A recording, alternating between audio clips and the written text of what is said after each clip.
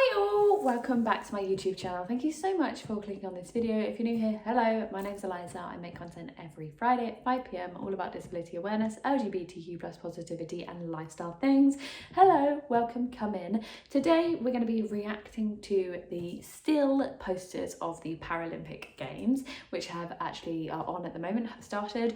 I'm currently on my holiday in Cornwall. I'm obviously filming this before I go, so if I'm not in the comment section, that is why, and it's also why I'm wearing the same clothes in my last video, but shh, don't tell anyone. I didn't film the one after the other. I did. Anyway, right, so now we're going to be reacting to posters of the Paralympics, and I'm going to be giving my opinion on them. Do I like them? Do I not like them? What do I think about them?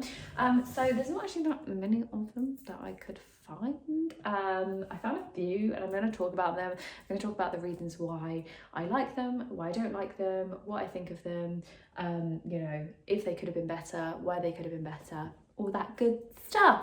But before we start, please do like and subscribe to this video down below, because it helps me out a lot.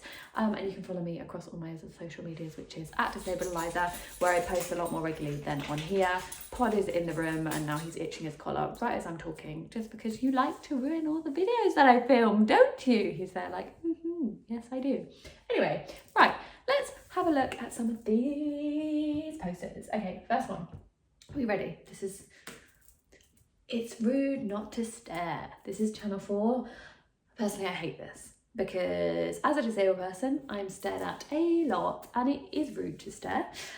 It kind of, for me, has like differently able vibes about it. I'm not the biggest fan of it.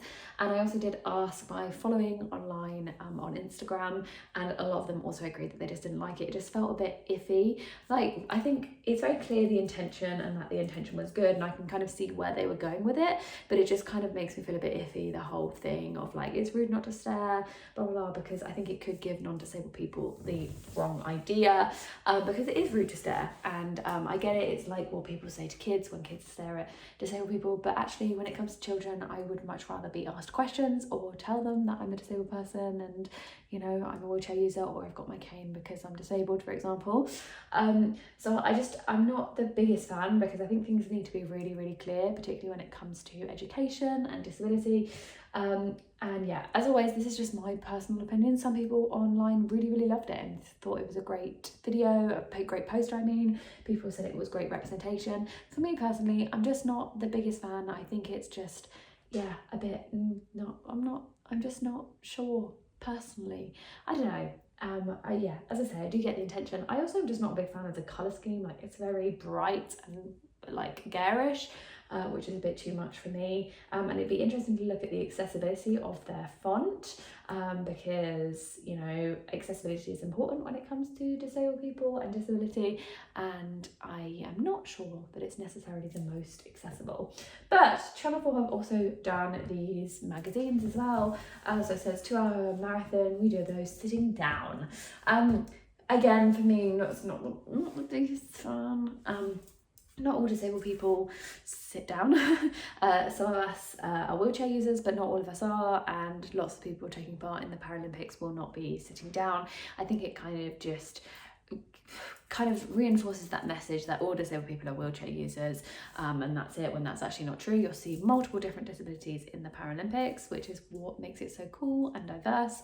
And I'm just not a big fan of the idea that all disabled people are kind of sat down doing marathons. I get it, I do get it, I get the joke. You know, it's a funny play on words.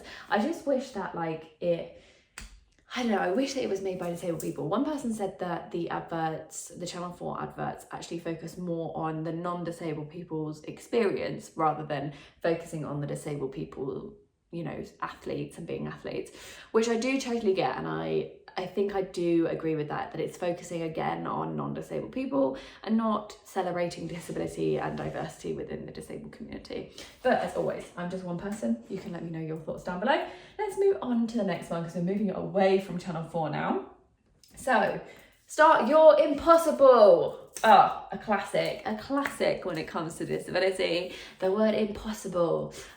It's not impossible for disabled people to do things. I think if you think that a disabled person is unable to do absolutely anything, you're literally thinking of a dead person, because disabled people are able to do things. You know, yes, we need adaptions, yes, we need accessibility things, yes, there are some things that we can't do, but it's not impossible for us to do things. And I'm always pretty uncomfortable about the idea of like, you know, do the impossible, it's impossible, blah blah blah. It just makes me feel pretty uncomfortable. It just makes me, I don't know, I'm just not a fan. I'm just not a fan, because it's not impossible. We see it every time the Paralympics are here. These amazing athletes are able to do amazing things. And yeah, just personally not a big fan. And there's another one of these as well. So here's another one, so impossible. They seem to have just like used this big catchphrase and then getting different athletes who were taking part to be on the poster. Personally, I'm not really sure that it explains that much. Yeah, I don't know. I'm just not the biggest fan. I'm just not the biggest fan of this word impossible. It would just make me feel a bit uncomfortable, because it's just not true. Okay, moving on to the next one. So it's time to unleash the potential in all of us. Again, back to this like really inspirational language. You know, if they can do it, you can do it. It's like inspiring non-disabled people to be able to do things rather than just championing disabled people. And I just don't think that we tend to see this so much around the Olympics. It seems to always be around the Paralympics, which makes me feel really, really uncomfortable. Because it's all about this idea of like, if a disabled person can do it, why can't you? And it's just coming back to that idea that disabled people kind of have all these different challenges that they have to face and beat through, and blah, blah, blah. Life's so hard for them, and if they can do it, you should be able to get off your arse and do it.